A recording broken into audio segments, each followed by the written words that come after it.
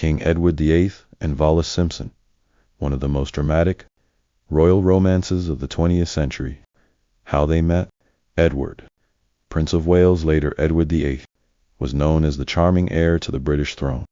In the early 1930s, he met Wallis Simpson, an American woman who was twice divorced and very sophisticated.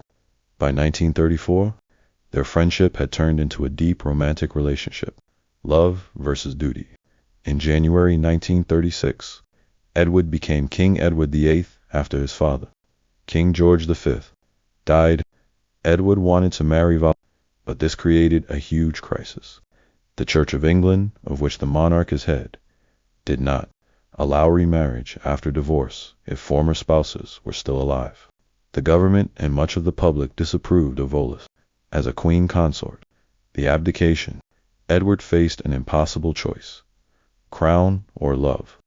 On the 11th of December 1936, after less than a year on the throne, he made history by abdicating in order to marry Wallis.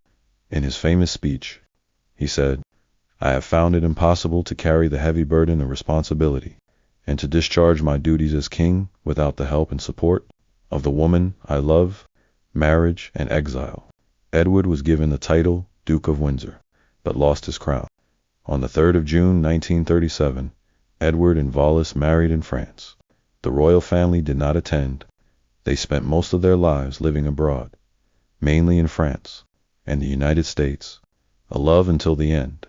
Despite controversy, their bond endured for decades. Edward and Wallis remained together until his death in 1972. Wallis lived quietly until 1986, when she passed away. They are buried side by side at Windsor Castle, a final symbol of their lifelong devotion.